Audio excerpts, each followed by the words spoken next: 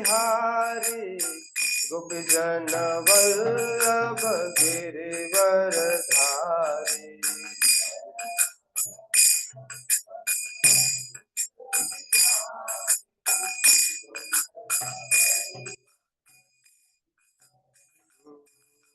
यशोदानंदन व्रज जनरंजन यमुना तीरवनचारी।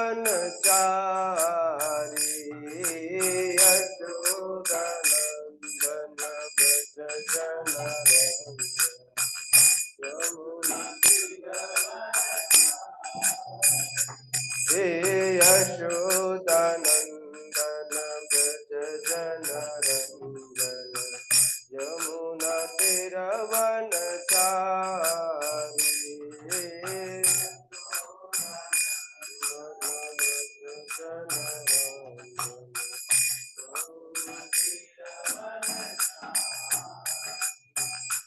जय राधा माधव कुंज बिहारी गोपी जन वल्लभ गिरिवरधारी। जय राधा माधव कुंज बिहारी गोपी जन वल्लभ। हरे कृष्णा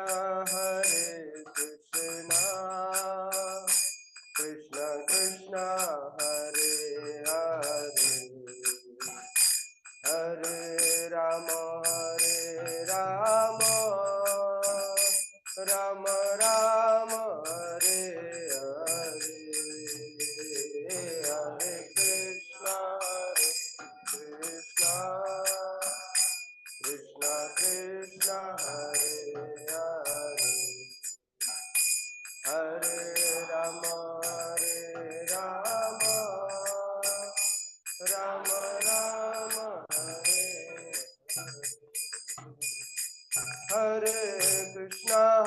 हरे कृष्णा कृष्ण कृष्ण हरे हरे हरे राम राम राम हरे हरे हरे कृष्ण कृष्ण हरि बोल।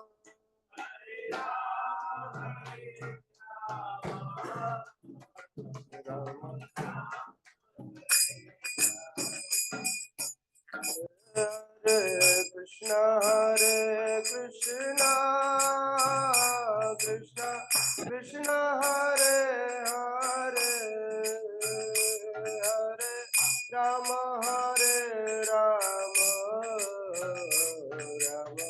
राम हरे हरे हरे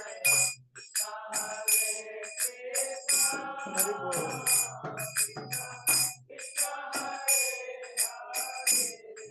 हरे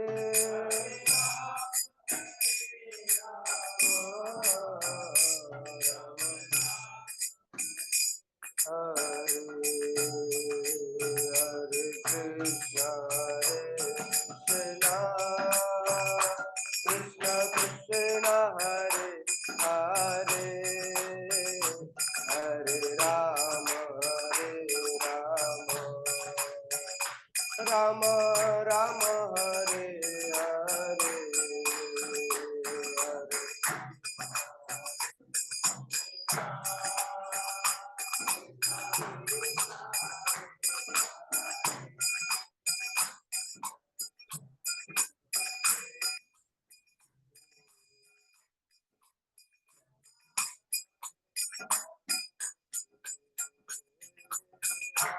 हरे हरे कृष्ण कृष्ण हरे हरे हरे राम राम राम हरे हरे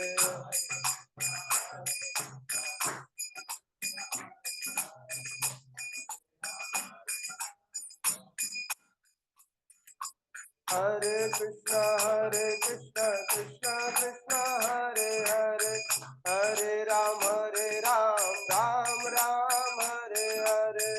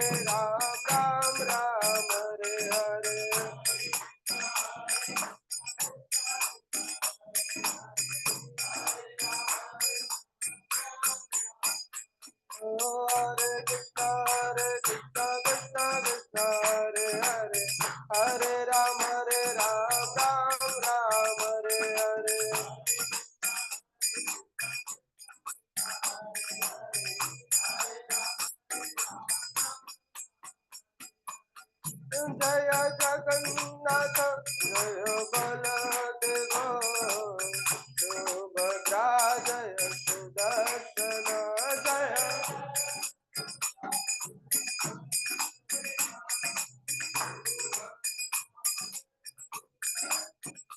जय गौरनिता जय गौरनिता गौरनिता जय गौरनिता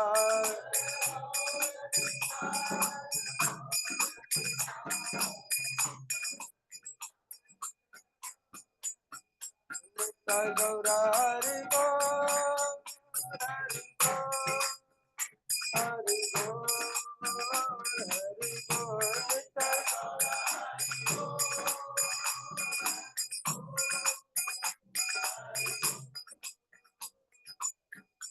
जय जय प्रभुपाद प्रभुपाद प्रभुपाद प्रभुपाद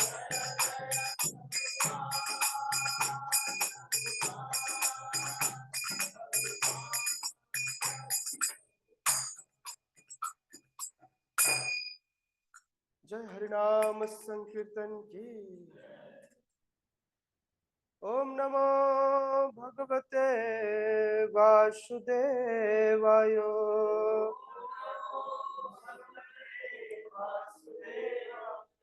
ओम नमो भगवते वासुदेवाय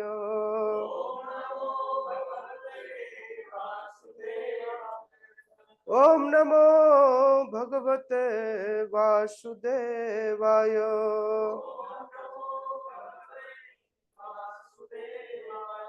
नारायणं नमस्कृत्य नरं चैव नरोत्तमं देवीं सरस्वतीं व्यासं ततो जयमुदीरये नष्टप्रायेषु अभद्रेषु नित्यं भागवत सेवया भगवती उत्तम श्लोके भक्तिर्भवति नैष्ठिकी कृष्णाय वासुदेवाय देवकी नंदनाय च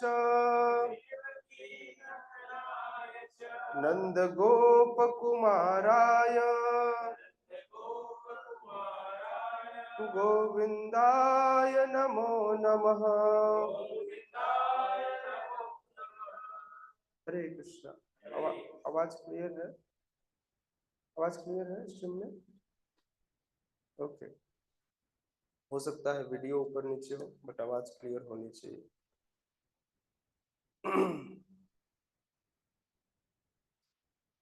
श्रीमद् भागवतम। मैं चाहता हूँ सारे लोग, गाड़ी चलाने वाले, बच्चों को नहलाने वाले, बच्चों के लिए प्रसाद बनाने वाले सारे भक्त अपना वीडियो ऑन कर ले, ताकि आपके साथ पर्सनली हम इंटरेक्ट हो सके, है ना। हर परिस्थिति में आपको वीडियो ऑन करना है, जैसे भी हो कोई फर्क नहीं पड़ता। आप एक्सरसाइज कीजिए, खूब स्वस्थ तो रहना है, मन से भी और तन से भी। तो मन से स्वस्थ रहने के लिए एक्सरसाइज हमारे साथ श्रीमद् भागवतम पढ़ते हुए आप शारीरिक एक्सरसाइज वहां बैठे बैठे भी कर सकते हैं।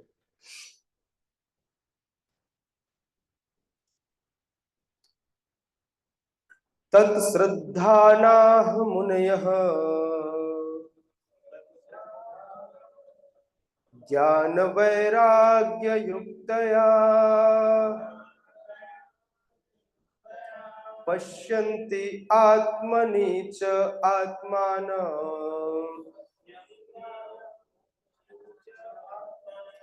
भक्तया श्रुतगृहीतया तत् श्रद्धानाः मुनयः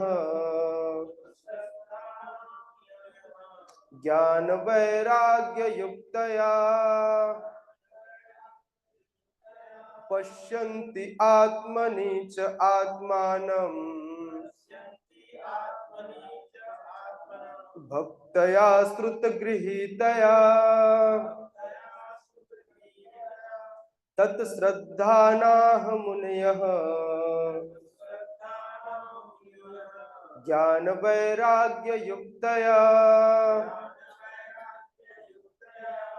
पश्यन्ति आत्मनि च आत्मानं भक्तया श्रुतगृहीतया। शब्दार्थ, अनुवाद एवं तात्पर्य। His divine grace अभय चरणारविंद भक्तिवेदांत स्वामी श्रील प्रभुपाद के द्वारा जगत गुरु श्रील प्रभुपाद की ज्ञान तथा वैराग्य से समन्वित गंभीर जिज्ञासु या मुनि वेदांत श्रुति के श्रवण से ग्रहण की हुई भक्ति द्वारा परम सत्य की अनुभूति करते हैं। इस अनुवाद को समझने से पहले आइए मंगलाचरण कर समस्त गुरु परंपरा का अनुग्रह कृपा प्राप्त करें, जिससे हम श्रीमद् भागवतम के मर्म को बड़ी आसानी से समझ सके। गुरुजनों की कृपा से ही इस मर्म को समझा जा सकता है। इसलिए आइए सर्वप्रथम मंगलाचरण, तत्पश्चात इसी श्लोक पर विस्तार से चर्चा करेंगे। ओम अज्ञानतिमिरन्धस्य ज्ञानञ्जनशलाकया चक्षुरुन्मीलितं येन तस्मै श्रीगुरवे नमः। श्रीचैतन्यमनोभीष्टं स्थापितं येन भूतले स्वयं रूपः कदा मह्यं ददाति स्वपदान्तिकम्।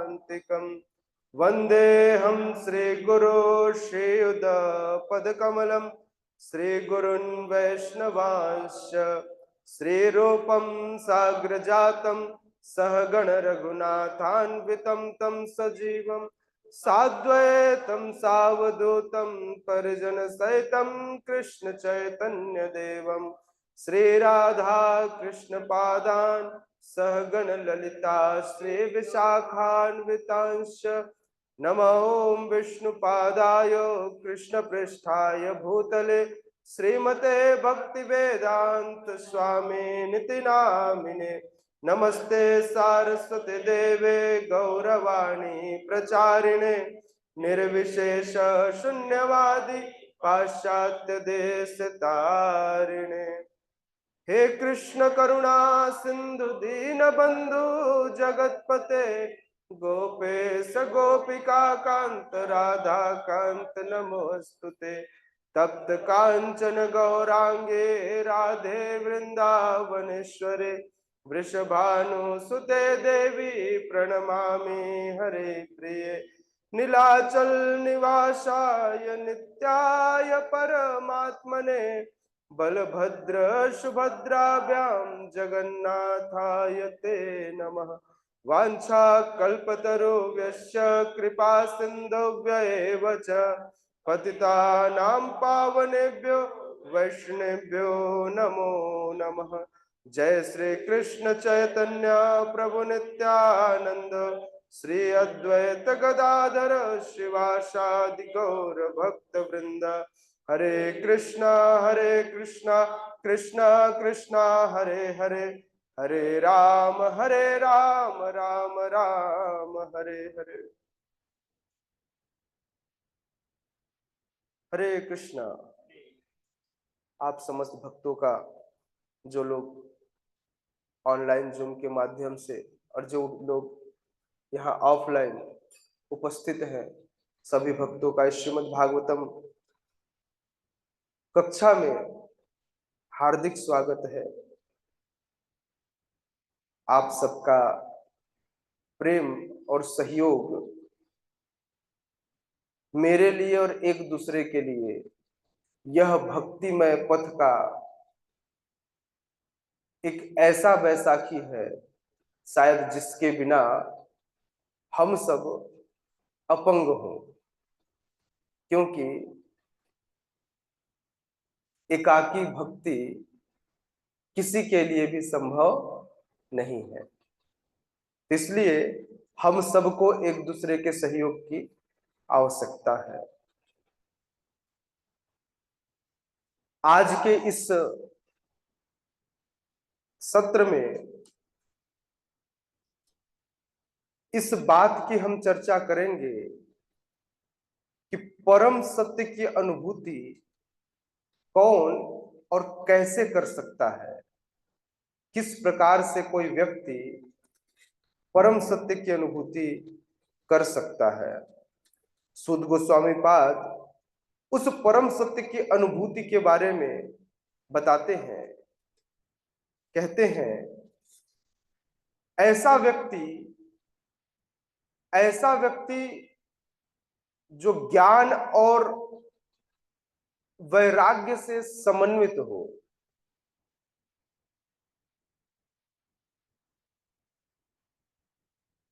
भगवान श्रीमद् भगवद गीता में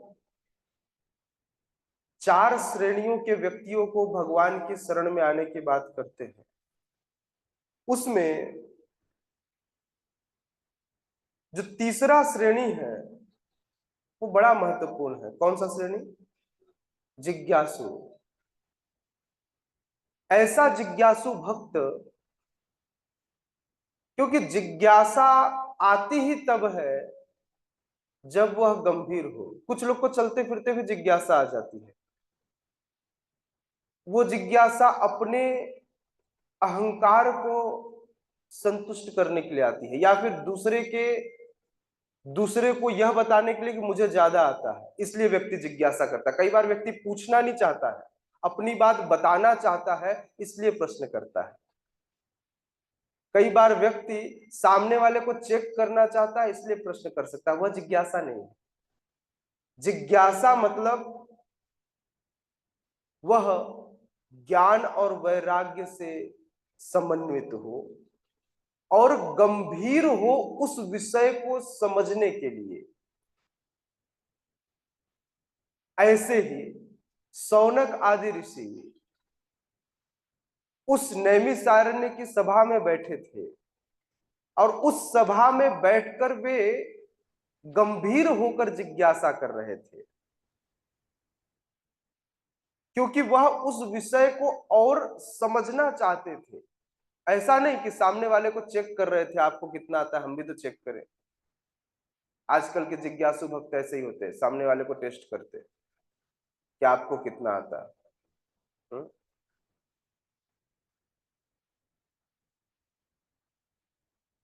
तो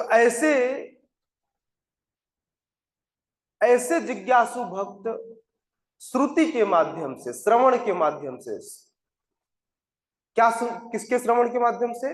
वेदांत के श्रवण के माध्यम से, अर्थात श्रीमद् भागवतम के श्रवण के माध्यम से, जितने भी वेदांत श्रुति हैं, इन श्रुतियों के माध्यम से वे भक्ति प्राप्त करते हैं। अर्थात सुद गोस्वामी कहना चाह रहे हैं, यदि किसी व्यक्ति को भक्ति चाहिए तो सबसे अच्छा माध्यम है श्रवण।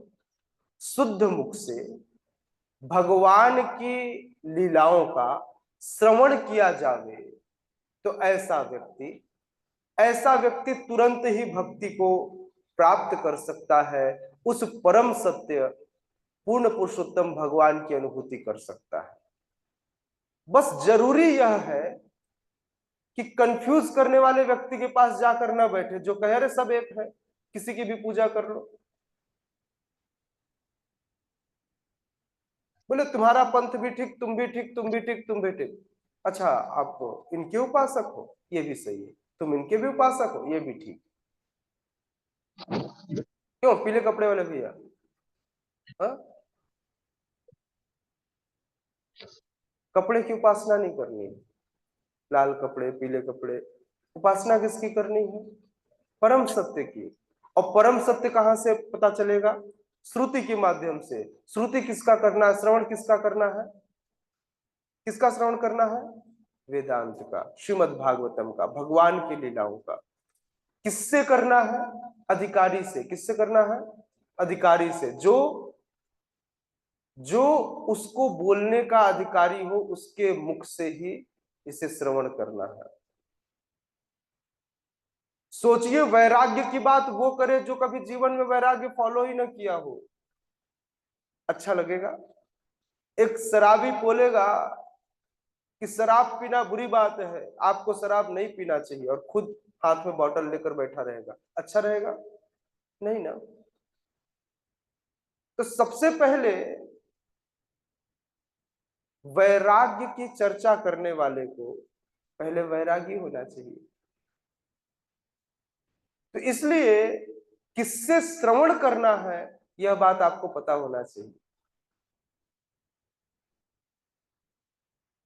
हाँ, हमारे इस्कॉन में खूब सारे भक्त हैं जो गृहस्थ सन्यासी, बहुत अच्छे वैरागी हैं। अन्यथा इस्कॉन में क्या करते हैं, लोग बैठकर ग्रुप स्टडी करते हैं। तो इसलिए सबसे पहले अगर आपको वैराग्य सीखना हो तो वैरागी के पास जाना पड़ेगा। अब ड्राइविंग सीखने डॉक्टर के पास तो नहीं जा सकते ना। हाँ, इसी तरह से वैरागी किसे सीखना पड़ेगा? वैरागी से। इसलिए श्रील प्रभुपाद यहां लिख रहे हैं कि भगवान श्री वासुदेव, वसुदेव के पुत्र वासुदेव कहलाते हैं, पता है ना आपको? वसुदेव उनके पिता थे और वसुदेव के जो पुत्र हैं वो कौन है? वासुदेव। भगवान वासुदेव जो परम सत्य की पूर्ण अभिव्यक्ति के समान है, उनकी भक्तिमय सेवा की प्रक्रिया से परम सत्य की पूर्ण अनुभूति होती है। यदि कोई भगवान की भक्तिमय सेवा का नियमों का पालन करे, उस प्रक्रिया में जाए। प्रक्रिया क्या है? प्रक्रिया है सुबह उठना, मंगल आरती करना, हरिनाम जप करना, भक्तों के संग में बैठकर प्रसाद पाना, गुरु पूजा करना, अनेक सेवाएं भक्तों के बीच में रहकर करना। यह भक्तिमय सेवा है, बिना एक दूसरे से द्वेष किए बिना। कोई सेवा करके गुरु की कृपा प्राप्त करे तो बड़ा प्रसन्न हो जाना चाहिए, दुखी नहीं होना चाहिए, हाय मुझे नहीं मिला। लोगों को तो बड़ी परेशानी हो जाती, इसे कैसे मिल गया, मुझे आज तक नहीं मिला, मैं इतने दिन से जा रहा हूं, महाराज ने इसे क्यों माला पहना दिया, मुझे तो नहीं पहना है।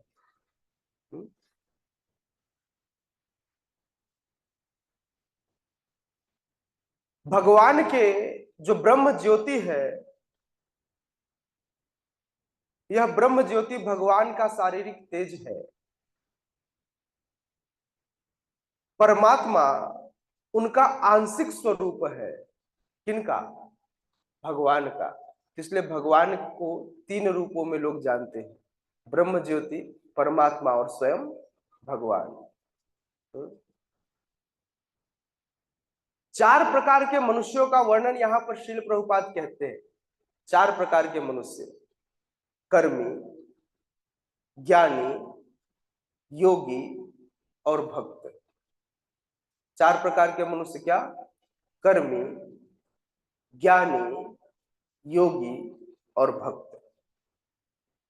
कर्मी भौतिकवादी होते हैं, वह केवल और केवल अपने जीवन में अपनी इंद्रिय तृप्ति हेतु भौतिक वस्तुओं का संग्रह करते हैं और संग्रह कर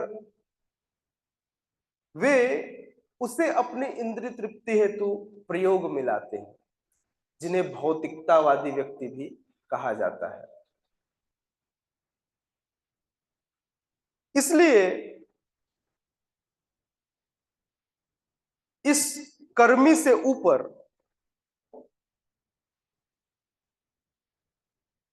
बाकी जो तीन श्रेणियां हैं, यह तीन श्रेणियां आध्यात्मवादी कहलाती है। ये भौतिकवादी है, बाकी तीन श्रेणियां क्या है? आध्यात्मवादी। किसी न किसी स्वरूप में कुछ लेवल तक तो करते हैं। तो दूसरी श्रेणी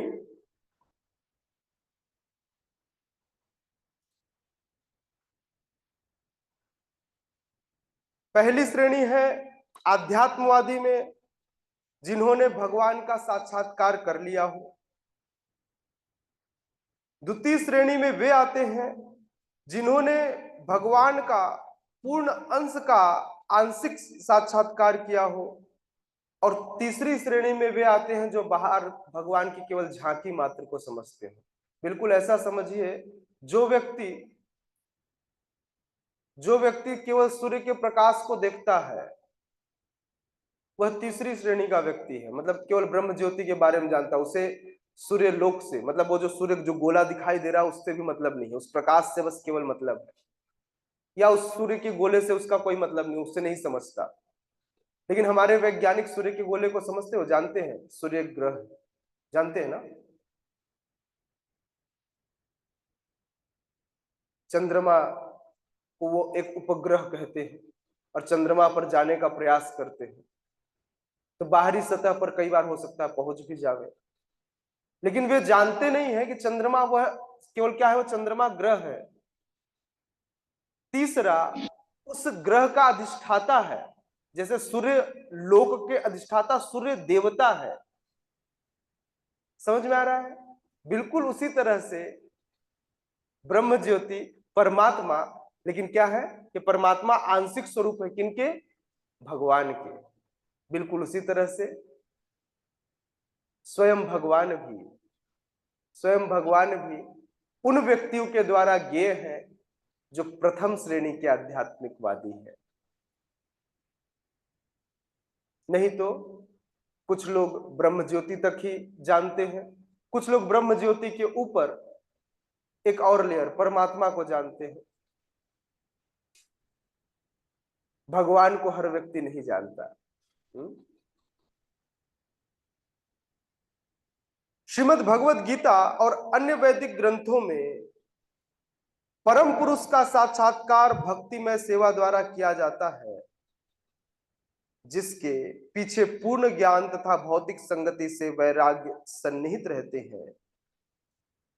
हम पूर्व में ही बता चुके हैं, श्रील प्रभुपाद कहते हैं कि भक्तिमय सेवा के पश्चात ज्ञान तथा भौतिक संगति से वैराग्य आते हैं। जब कोई व्यक्ति भगवान की भक्तिमय सेवा करता है, किसी भी प्रकार से भगवान के लिए फूल माला इकट्ठा करता है, माला बनाता है, भगवान की ड्रेसिंग करता है, भगवान को नहलाता है, धुलाता है, भगवान का नाम जप करता है, भक्तों के संग में भगवत चर्चा करता है, तो इस भक्तिमय सेवा के कारण उसके जीवन में भौतिक संगति के प्रति वैराग्य उत्पन्न होता है। अब उसे भौतिकवादियों का संग अच्छा नहीं लगता, जो कहते हैं चल भाई घूम के आते हैं, उसे लगता है मैं क्यों अपना समय व्यर्थ गवाऊं। अगर उनके साथ चला भी गया तो बैठकर वो माला करता रहता है, नाम जप करता रहता है। किसी प्रकार से उसे भौतिक संगति से क्या हो जाती है, वैराग्य आ जाती है। और यह वैराग्य कब उत्पन्न होता है, जब वह भक्तिमय सेवा में संलग्न रहता है। आप सबको भी इस बात की अनुभूति कहीं ना कहीं होगी। तो इससे अगर अनुभूति होगी तो इससे एक बात क्लियर हो जाता है कि हम सब किसी न किसी प्रकार से भगवान की भक्तिमय सेवा में संलग्न है। हो सकता है बिल्कुल शुद्ध फॉर्म न हो, मन में कुछ अभी भी इच्छाएं हो पूर्व प्रवृत्तियों के कारण, किंतु चूंकि हम सब भक्तिमय सेवाओं में संलग्न है, इसलिए किसी भी प्रकार से भौतिक संगति की इच्छा पहले की अपेक्षा अब कम है। पूर्ण रूप से खत्म हो गई ऐसा तो नहीं कहेंगे, क्योंकि अभी भी योगेश्वर प्रभु कल कह रहे थे कि प्रभु जी मुझे एक अच्छा सा बुलेट मिल जाता तो चलाने में मजा आता। मतलब भौतिक इच्छाएं अभी भी भक्तों के अंदर भी होती है। किसी को कुछ चाहिए, किसी को कुछ चाहिए, दीपांशु प्रभु 1 महीने से बोल रहे प्रभु जी मोबाइल दे दीजिए, रात को नींद नहीं आता। हाँ, हालांकि हम सब भक्तिमय सेवाओं में संलग्न हैं, लेकिन फिर भी चूंकि हम शुद्ध रूप से भक्ति नहीं कर रहे, इसलिए अभी पूर्ण वैराग्य नहीं आया। वैराग्य आया है लेकिन पूर्ण रूप से नहीं। यदि कोई ब्रह्म ज्योति या परमात्मा की अनुभूति कर लेता है तो यह अनुभूति परम सत्य की अपूर्ण अनुभूति है, पूर्ण अनुभूति नहीं है। इसलिए ब्रह्म तथा परमात्मा को प्राप्त करने के साधन अर्थात ज्ञान और योग मार्ग भी पूर्ण साधन नहीं है। ज्ञान और योग मार्ग से लोग ब्रह्म ज्योति या परमात्मा तक की अनुभूति कर सकते हैं, लेकिन यह भी अपूर्ण होगा। चूंकि लक्ष्य ही अपूर्ण है, इसलिए जो साधन है वह भी अपूर्ण है, क्योंकि उस साधन तक अपूर्ण लक्ष्य तक पहुंचा ही जा रहा है। समझ में आ रहा है? लक्ष्य भी अपूर्ण है और साधन भी अपूर्ण है। केवल भक्ति मार्ग ही एकमात्र पूर्ण विधि है। केवल अगर मान लीजिए कोई व्यक्ति खूब ज्ञान अर्जन करने के लिए खूब भगवत गीता के 700 श्लोक रट लिया, ऐसे बहुत सारे लोग हैं पूरे भारत में। अब बताइए उस 700 श्लोकों का क्या कर रहा है वो? बोले Guinness book of world record है 700 श्लोक याद करने का। ये भी याद है कि कौन से श्लोक कौन से पन्ने में श्रीमद् भगवत गीता यथारूप में मौजूद है। अगर कोई व्यक्ति इस प्रकार से अपने ज्ञान का वर्चन करता है, ज्ञान का दिखावा करता है, तो यह ठीक नहीं है ना? इसलिए ज्ञान हो जाना पूर्ण नहीं है। मतलब हो सकता है कुछ लोग बोले प्रभु जी मैं तो रोज श्रीमद् भगवत गीता नहीं, रोज मैं श्रीमद् भागवतम की कक्षा और भगवत गीता की कक्षा में बैठता हूं। बोले पिछले 2 साल से यह मॉर्निंग क्लास में सुबह 6 बजे से अटेंड करता हूं। बोले और क्या करते हो? बस प्रभु जी उसके बाद समय नहीं मिलता, फिर माला वाला नहीं हो पाता। समझ रहे हैं आप? एक व्यक्ति रोज श्रीमद् भागवतम क्लास अटेंड कर रहा हो, भगवत गीता क्लास अटेंड कर रहा हो, किंतु ये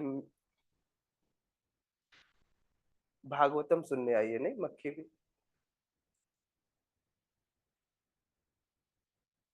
अब सोचिए कोई व्यक्ति रोज श्रीमद् भागवतम और भगवत गीता सुन रहा हो, उसके बाद भी वो भक्ति न कर रहा हो, तो आपको लगता है ऐसे भगवत गीता और भागवतम सुनने का कोई मतलब है?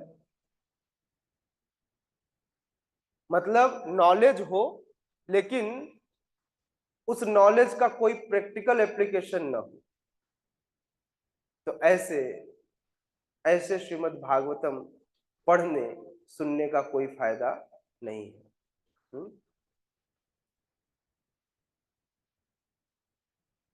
हर व्यक्ति को, यह शुष्क है, अपूर्ण है। कहने का तात्पर्य यह है कि आप ज्ञानी तो हो जाएंगे, लेकिन आप भगवान की पूर्ण अनुभूति नहीं कर पाएंगे, कहीं ना कहीं ब्रह्म ज्योति या परमात्मा तक ही। क्योंकि ज्ञान मार्ग और योग मार्ग दोनों ही आपको कहीं ना कहीं बीच में रोक देंगे। आपको जीवन में भक्तिमय सेवाओं से जुड़ना ही होगा ताकि आप अपने जीवन को पूर्ण रूप से सफल कर सके।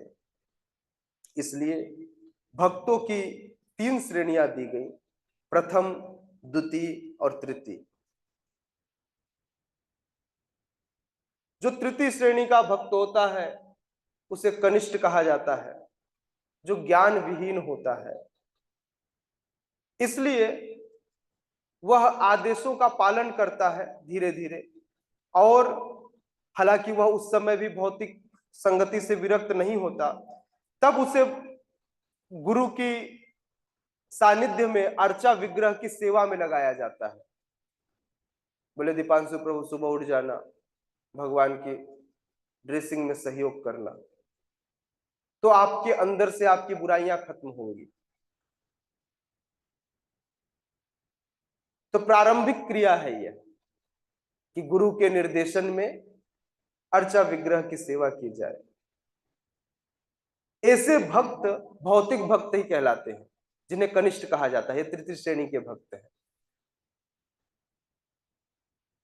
ये लोग, इनको आध्यात्मिक लाभ से नहीं, इनको कुछ लोग ऐसे होंगे बोले सिर्फ जीवन यापन करेंगे, जीने आएंगे, कुछ धन लक्ष्मी लेकर सेवा करेंगे, हाँ, और इस प्रकार से ये भौतिक लाभ के प्रति आसक्त रहेंगे। अतः मनुष्य को इस भौतिक भक्ति से धीरे धीरे, भौतिक रूप से भक्ति जो कर रहे हैं, जबरदस्ती केवल आपको आदेश दिया गया है, तब धीरे धीरे उसकी उन्नति होती है और वह द्वितीय श्रेणी में पहुंचता है। द्वितीय अवस्था में भक्त को भक्ति के 4 तत्व दिखाई देते हैं। पहले परम ईश्वर, दूसरे उनके भक्त, तीसरे अज्ञानी और चौथे ईर्ष्यालु। मनुष्य को कम से कम इस द्वितीय श्रेणी की अवस्था को तो प्राप्त करना चाहिए, जिससे वह परम सत्य को जानने का पात्र बन सके। परम सत्य को जानना है तो आपको इस कैटेगरी तक पहुंचना पड़ेगा, नहीं तो पूरे जीवन भर, हाँ, माला फेरत चुक गया, मिटा न मन का फेर, हाँ, पूरे जीवन भर यदि व्यक्ति प्रयासरत नहीं होगा, आर्टिफिशियल रूप से सिर्फ ऐसे ही माला करेगा, तो जीवन भर उसी फेर में लगा रहेगा। तृतीय श्रेणी के भक्त को भक्ति संबंधी जो ज्ञान है वह श्रीमद् भागवतम के प्रमाणिक स्रोतों से प्राप्त होता है। जब कोई प्रमाणिक स्रोत से श्रीमद् भागवतम का अध्ययन करता है, सुनता है, तो ऐसा व्यक्ति श्रीमद् भागवतम का सुस्थापित भक्त कहलाता है। और इस प्रकार से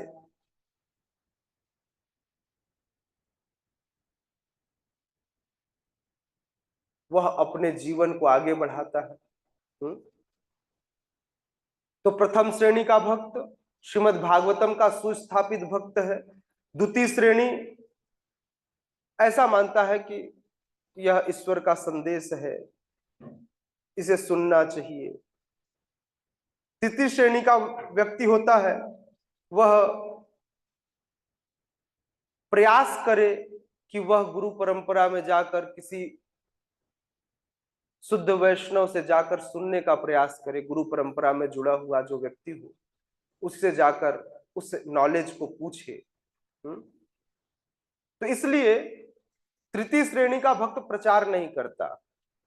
द्वितीय श्रेणी का भक्त चूंकि वह जानता है इसलिए वह प्रचार करता है, और तृतीय श्रेणी का भक्त सदैव भगवान की सेवाओं में लिप्त रहता है।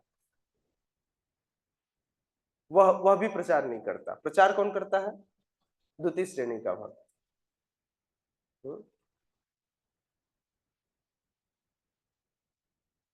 हाँ, तृतीय श्रेणी का, प्रथम श्रेणी का भक्त जो है, जो उच्च उत्तम अधिकारी है, वह कई बार प्रचार करने के लिए मध्यम अधिकारी का स्थान ग्रहण करता है, मध्यम अधिकारी बन जाता है सिर्फ प्रचार करने के लिए। क्योंकि अगर वह उत्तम अधिकारी की स्थिति पर ही अवस्थित रहेगा तो वह प्रचार नहीं कर पाएगा। तो कई बार वह अपने आप को उत्तम होते हुए मध्यम दिखाकर प्रचार करता है, जस्ट लाइक श्रील प्रभुपाद।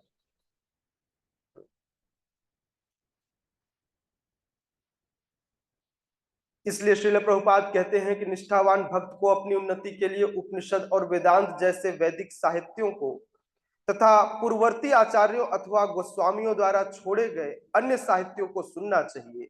ऐसे साहित्य का श्रवण किए बिना मनुष्य वास्तविक उन्नति नहीं कर सकता। श्रवण तथा आदेशों का पालन किए बिना भक्ति का प्रदर्शन निरर्थक है और यह भक्ति के पथ में अवरोध जैसा है। अतएव जब तक श्रुति स्मृति पुराण या पांचरात्र के प्रमाणों जैसे सिद्धांतों पर भक्ति स्थापित न हो तब तक भक्ति के ऐसे प्रदर्शन का तत्काल त्याग कर देना चाहिए। किसी अनधिकृत भक्त को कभी भी शुद्ध भक्त की मान्यता नहीं दी जानी चाहिए। वैदिक साहित्य से ऐसे संदेशों को आत्मसात करके अपने अंतःकरण में अंतर्यामी परमात्मा को निरंतर देखा जा सकता है। यह समाधि कहलाती है। श्रील प्रभुपाद क्लियरली इस बात का उल्लेख कर रहे हैं कि यदि कोई व्यक्ति श्रीमद् भागवतम या अन्य जितने भी हमारे श्रुति स्मृति पुराण पांचरा जो हमारे सिद्धांत हैं, यदि इन सिद्धांतों का अपने जीवन में भक्तिमय जीवन में स्थापना न करे तो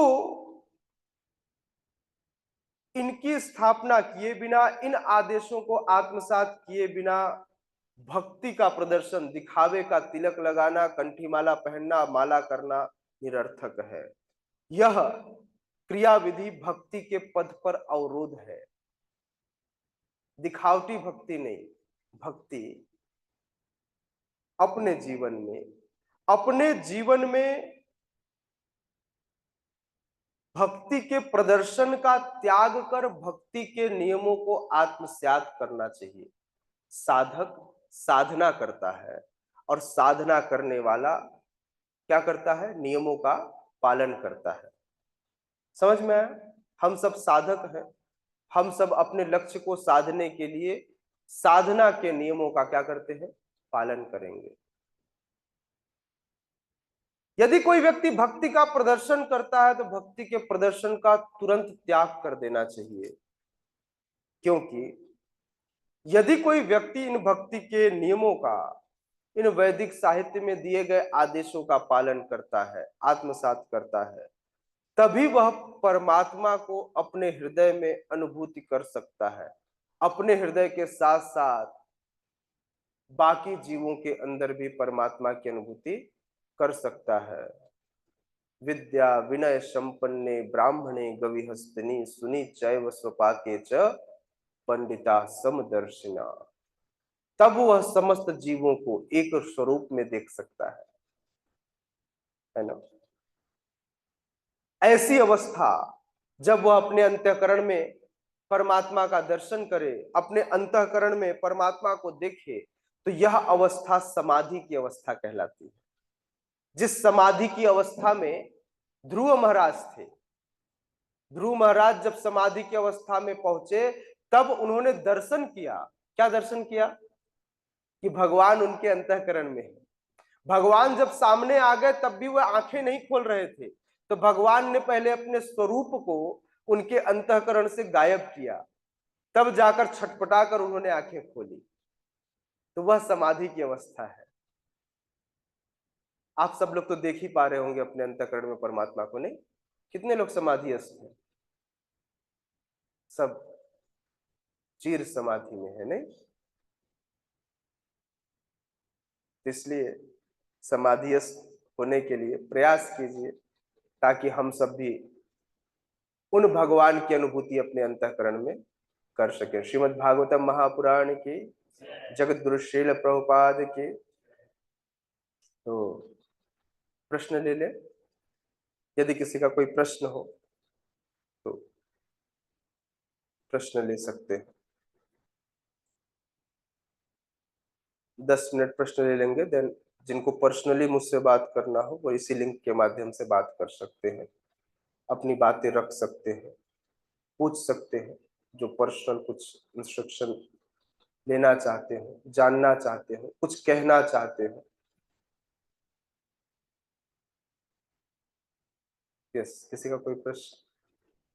यस, रघुनाथ जी तो धन्यवाद।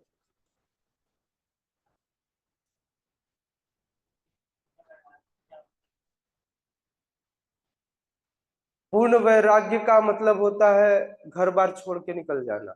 नहीं, पूर्ण वैराग्य का बहुत सिंपल सा मतलब है कि वह अपने जीवन के हर एक क्षण को भगवान की सेवा में लगाता है, न कि अपने अपने इंद्रिय या अपने इंद्रियों को संतुष्ट करने वाले परिवारजनों की सेवा में। ऐसा व्यक्ति पूर्ण वैरागी कहलाता है, जिसने अपने आप को, अपने जीवन को, अपने जीवन के हर एक क्षण को भगवान की सेवा में संलग्न रखा। ठीक है। यस, गौतम प्रभु। हरे कृष्ण प्रभु जी, दंडवत प्रणाम। प्रभु जी, जैसे यहाँ पे लिखा है, जब तक श्रुति स्मृति एक पुराण। मिनट गौतम प्रभु, मुझे ना सुनाई नहीं दे रहा, मैं स्पीकर ऑन कर लेता हूँ। जी, अब बताइए। प्रभु जी, जैसे यहाँ पे लिखा है, श्रुति स्मृति पुराण या पंचरात्र के प्रमाणों जैसे सिद्धांतों पर भक्ति स्थापित ना हो, तब तक भक्ति के ऐसे प्रदर्शन का तत्काल त्याग कर देना चाहिए। प्रभु जी, इसको थोड़ा सा समझाए नहीं क्या, मतलब? इसका बहुत सिंपल सा मतलब है प्रभु, जैसे हम जब भगवान की विग्रह सेवा करते हैं, आरती करते हैं, तो एक विधि है, नारद पांचरात्र विधि। उस विधि के अनुकूल होकर के, उस विधि के नियमों का हम पालन करते हुए क्या करते हैं? पूजा करते हैं। बिल्कुल उसी तरह से जब तक हम भक्ति को शास्त्रों पर आधारित भक्ति न करके स्वच्छंद भक्ति करते, जैसे आप किसी व्यक्ति के पास जाइए, बोले हमारे हृदय में तो दिन भर मन में हम भगवान का नाम लेते रहते हैं। कुछ लोग कहते हैं नहीं नहीं, मैं तो भक्ति करता हूं प्रभु, भक्ति दिखावे की चीज थोड़ी है, आप लोग मतलब आप लोग माला लेके जपो तभी भक्ति होगी क्या? भक्ति नियम पूर्वक की जानी चाहिए, गुरु के आदेश में परंपरा से युक्त होकर भक्ति की जानी चाहिए। भक्ति स्वमेव स्वच्छंद विचरण करते हुए भक्ति नहीं होती। भक्ति सदैव गुरु के अधीन रहकर, परंपरा के अधीन रहकर की जाती है। जैसे मान लीजिए किसी के पास नॉलेज हो, लेकिन वह किसी स्कूल से न पढ़ा हो, तो कोई अगर उसके पास कल को कोई नौकरी निकले, तो क्या उसको नौकरी मिलेगी? उसे सर्टिफिकेट की आवश्यकता होगी, जो सर्टिफिकेट उसके पास नहीं होगा। बिल्कुल उसी तरह से भक्ति श्रुति स्मृति पुराण या पांचरात्र के प्रमाणों जैसे सिद्धांतों पर भक्ति यदि स्थापित न हो, तो क्योंकि ऐसा व्यक्ति हो सकता है भक्ति कर भी ले, नाम ले भी ले, तो भी उसे एक और जन्म लेना पड़ेगा, सिर्फ इसलिए ताकि वह गुरु परंपरा के अधीन आ सके। इसलिए स्वच्छंद भक्ति न करके भक्ति सदैव गुरु परंपरा के अधीन रहकर शास्त्रों के आदेशों का, और वही शास्त्र, वही श्रुति, वही स्मृति, वही पुराण, ये सारे आदेश देते हैं कि गुरु के शरणागत हो जाइए। तद विद्धि प्रणिपातेन परिप्रश्नेन सेवया, तब जाकर उनसे जिज्ञासा कीजिए, तब वह उपदेश करेंगे कि भक्ति कैसे करनी है। उपदेक्षन्ति ते ज्ञानम। क्यों? क्योंकि वे जानते हैं कि भगवान तक पहुंचने का यह सबसे सरल उपाय है। ज्ञानिनः तत्वदर्शिनः, ऐसे तत्वदर्शी, ऐसे ज्ञानी आपको उस तत्व का, उस पूर्ण ज्ञान का उपदेश देंगे। ठीक है, थैंक यू जी। जी माताचार्य प्रभु। हरे कृष्णा प्रभु जी, दंडवत प्रणाम। धन्यवाद प्रणाम जी प्रभु जी। प्रभु जी, एक संशय उत्पन्न हो गया, अभी अभी जस्ट अभी जी उत्पन्न हुआ कि हम पढ़ रहे हैं 3 भक्त, कनिष्ठ भक्त, मध्यम अधिकारी और उत्तम अधिकारी। और इस श्लोक में लिखा है कि भक्ति के द्वारा परम सत्य की अनुभूति करता है। तो जी। सत्य की जो अनुभूति होती है, ब्रह्म की अनुभूति, परमात्मा की और भगवान की अनुभूति, ये क्या मध्यम अधिकारी से उसको अनुभूति होना चालू हो जाती है कि वो जब तक उत्तम अधिकारी नहीं बनता तब तक उसको भगवान की अनुभूति नहीं होती किसी भी प्रकार में, ब्रह्म हो चाहे परमात्मा हो चाहे भगवान? बस यही जानना। बहुत बढ़िया प्रश्न है प्रभु जी। कनिष्ठ अधिकारी को भी हालांकि पूर्ण अनुभूति नहीं होती, लेकिन भक्ति में पथ पर जो जाता है उसे शुरू से ही कनिष्ठ अधिकारी को भी, चूंकि वह गुरु के आदेशों का पालन करता है, तो कनिष्ठ अधिकारी भी यह समझने लग जाता है कि गुरुजी हमें यह बता रहे हैं कि भगवान ही सर्वोपरि है, ईश्वर परमः कृष्ण। तब जाकर वह मध्यम बन जाता है। और मध्यम अधिकारी, जो कनिष्ठ अधिकारी है, वह भी कनिष्ठ अधिकारी भी ऐसा नहीं कि परमात्मा और ब्रह्म ज्योति का उपासक होता है। कनिष्ठ अधिकारी भक्त जो है, भक्तों की 3 श्रेणियां हैं। और जब व्यक्ति भक्ति शुरू करता है, वह वहीं से इस बात को समझ जाता है, वो वहीं से इस बात को समझ जाता है कि मुझे गुरु के आदेश का पालन करते हुए भगवान को समझना है। हालांकि कनिष्ठ पूरी तरह से भगवान को नहीं समझ पाता, लेकिन जैसे ही वह द्वितीय श्रेणी का बनता है, अर्थात मध्यम अधिकारी बनता है, वह मध्यम अधिकारी भगवान को पूर्ण रूपेण से जान जाता है, पूर्ण रूपेण जानता है।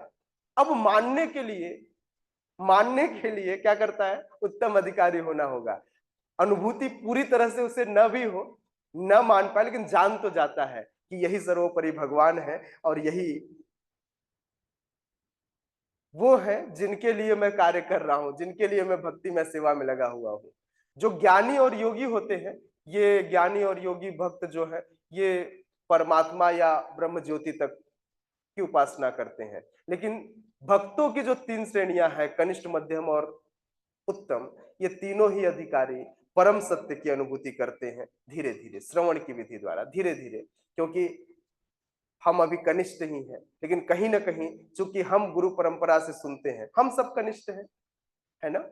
वो अलग बात है, गुरु परंपरा ने हमको इतना पोजीशन दे दिया कि आज व्यास गद्दी पर बैठकर बोल रहे हैं। ये गुरु परंपरा की देन है, श्रील प्रभुपाद की कृपा है। हम कोई मध्यम अधिकारी नहीं है है ना। तो हम सिर्फ गुरु परंपरा, श्रील प्रभुपाद के आदेशों का हम पालन कर रहे हैं। अभी भी कार्य तो श्रील प्रभुपाद ही कर रहे हैं, कार्य तो चैतन्य महाप्रभु ही कर रहे हैं, हम तो कनिष्ठ ही हैं। और आज भी हम वही कर रहे हैं। क्या? सुबह सुबह नियमों का पालन करते हुए मंगल आरती में उठकर क्या करते हैं? अर्चा विग्रह के सामने कीर्तन करते हैं और अर्चा विग्रह की सेवा करते हैं। तो हम सब कनिष्ठ ही हैं। लेकिन कनिष्ठ होते हुए चूंकि यह अधिकार श्रील प्रभुपाद ने दिया कि हमें प्रचार करना है। प्रचार क्या करना है? तो हम अपने आप का कुछ प्रचार नहीं करते, हम कोई बात नहीं कहते, हम वही कहते हैं जो श्रील प्रभुपाद ने कहा। तो इसलिए प्रचार कौन कर रहे हैं? श्रील प्रभुपाद प्रचार कर रहे हैं, हम प्रचार नहीं कर रहे। हम तो केवल श्रील प्रभुपाद के एक माध्यम है जिसको श्रील प्रभुपाद ने सामने रखा हुआ है।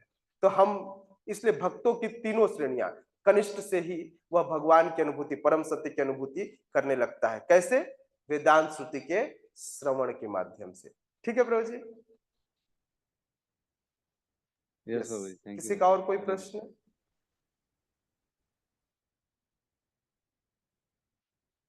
Okay, thank you so much. सारे भक्तों ने, अभी भी बहुत सारे भक्त गायब हैं, शकल ही नहीं दिखाई दे रहा है। शकल दिखाई देना चाहिए, नहीं? कैसे पता चलेगा कि आप सब जिंदा है? मतलब ऐसा लग रहा है सारे परमात्मा जैसे छुपे रहते हैं हृदय में, सारे लोग छुपे हुए हैं। यस, हाँ, राजा प्रभु आए अभी। Thank you Raja Prabhu.